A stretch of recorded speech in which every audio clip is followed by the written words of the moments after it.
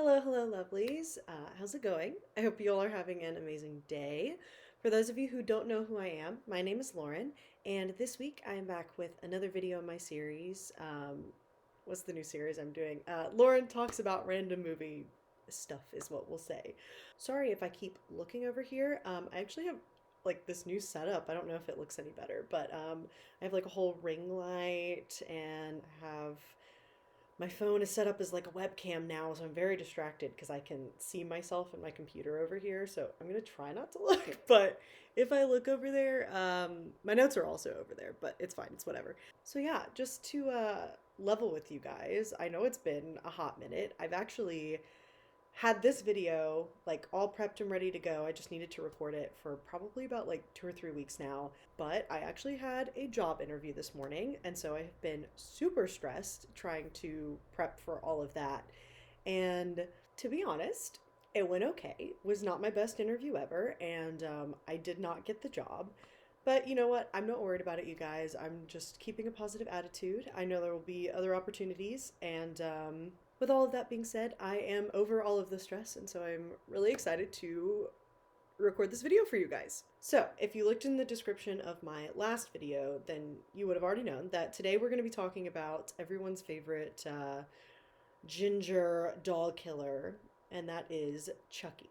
To be honest, you guys, I've actually been super behind on the like Chucky obsession. My first like interaction, well, not interaction, the first time I ever saw Chucky in any kind of way, shape, or form was in the newer version of Child's Play. And just to warn you guys, I liked the newer version. I'm going to be talking about it today just to give you guys a warning. So if you didn't like it, you might not like what I have to say.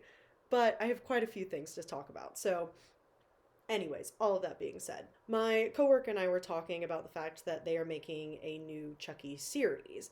And I was going to do a video about the series, but from what I understand, it's kind of a continuation of the original Chucky movies.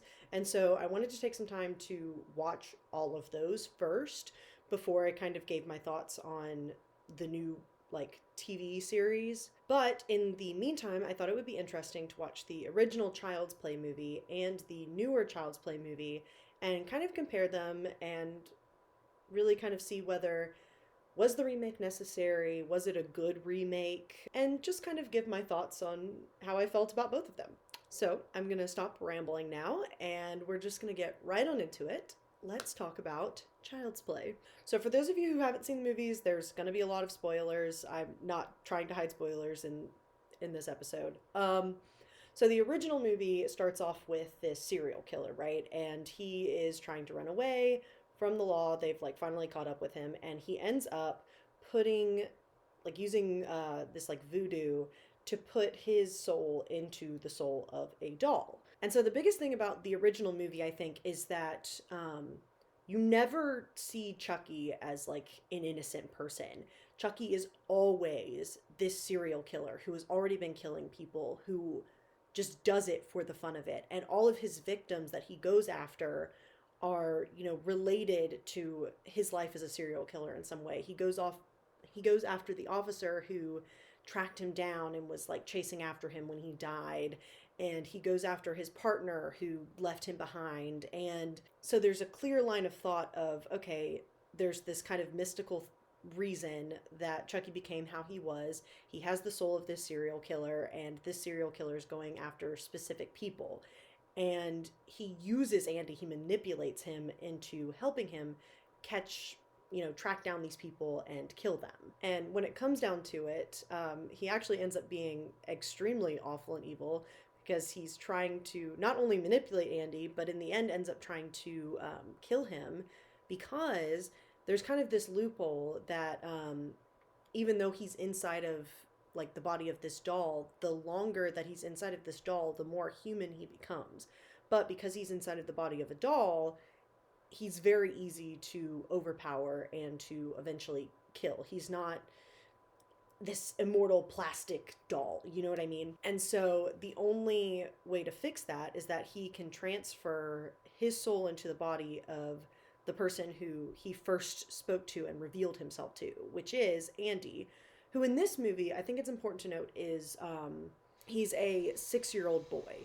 So very easily manipulated, very innocent, childlike. He is a child. And so the serial killer really is just this evil man that's trying to kill a 6-year-old boy. And at no point do you ever, relate to him or empathize with him in any kind of way. The original movie, of course, opens up a whole world of possibilities for sequels, as there are quite a few of them, including this continuing series that has just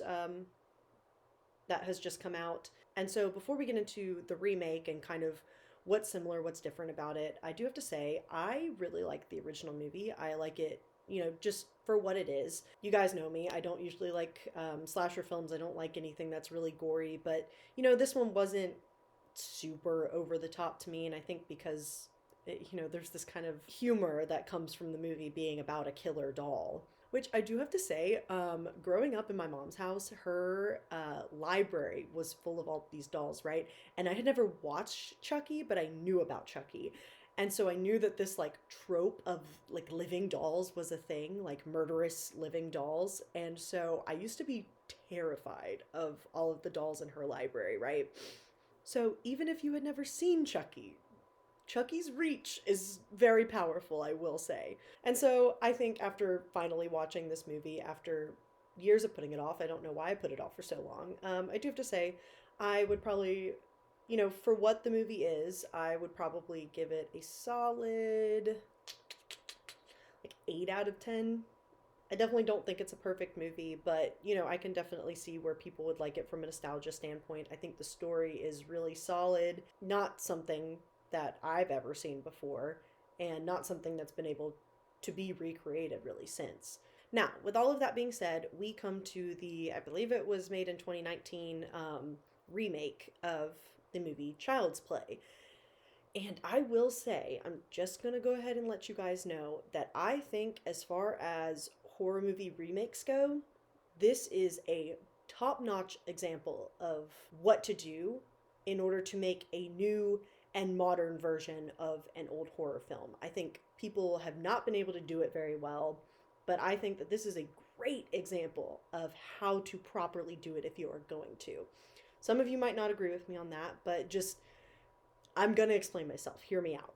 So, first off, this movie starts very differently from the original story, right? It starts off in this factory where they are building this toy called the Buddy. It's kind of this weird version of like Alexa or Google that is centered towards children and taking care of them, I guess. It's really, really weird, but it can control your whole house, which right off the bat fits in really well with like how we work as a modern society. Because I'll tell you right now, I have an Alexa and I have a Google. Don't ask me why I have one of each. I don't know either. But either way, I think, a lot of people that I know have some type of like hub thing in their home, and they have ways to control their lights, they have ways to control, you know, the fans, the locks, you have cameras, you have so many things that, control in your home. And so this idea of creating a doll that your child can interact with that can also control all of these things is not that far fetched. It fits very well in with what we have going on right now. So circling back, we're in this warehouse that is making these dolls, right? And one of the guys that is working, he ends up getting fired while he's in the middle of putting together one of the Buddy dolls.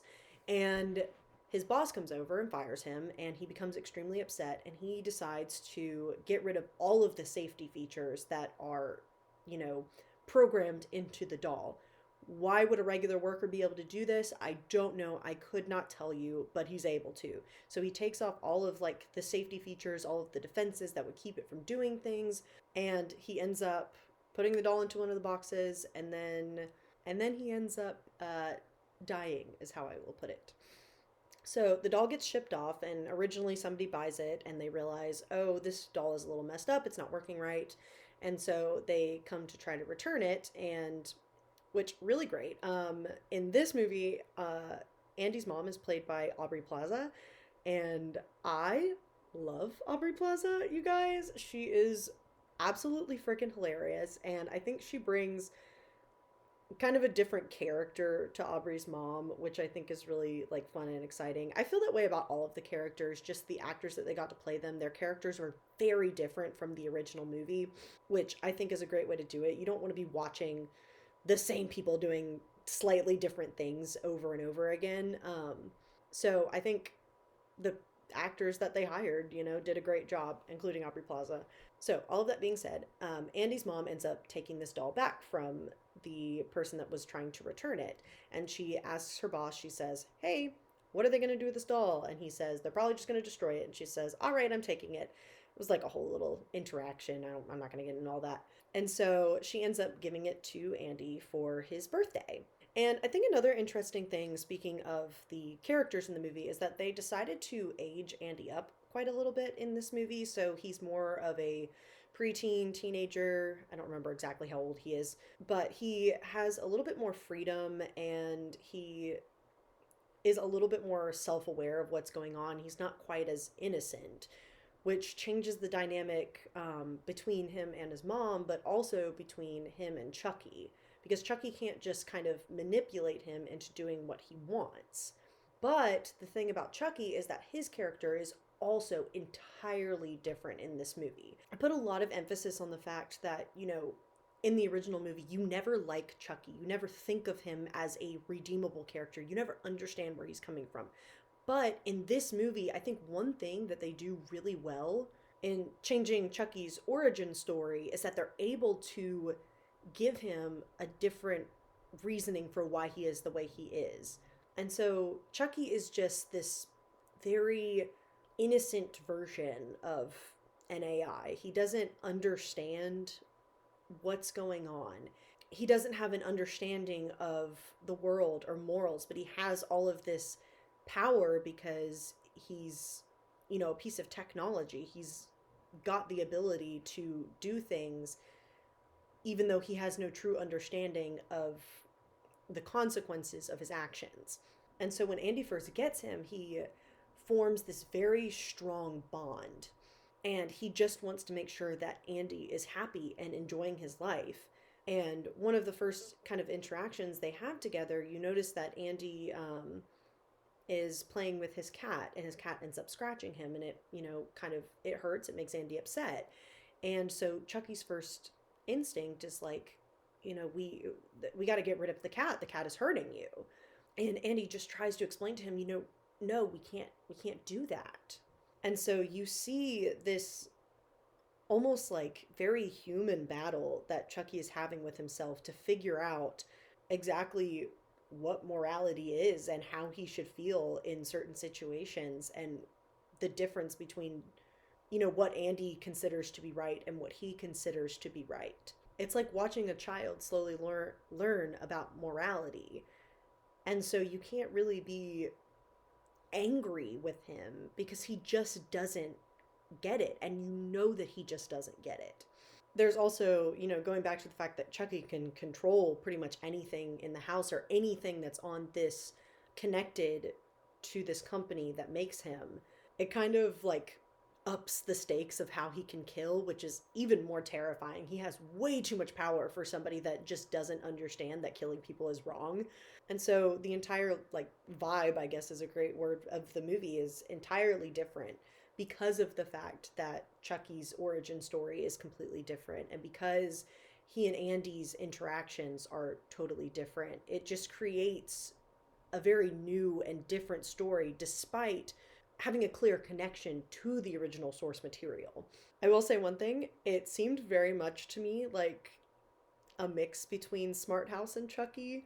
Like, it's like Smart House if Smart House wasn't afraid to be a horror movie, you know what I mean? But all of that being said, I really feel like, number one, the original movie is great. It is really hard to top something that has just become household name that people just know and love and have this huge connection to. Um, but I do think that the new version of Child's Play does a really great job of sticking to the original source material enough to be a reboot of the original, but still changing enough to fit in with the modern time that it's being, put into.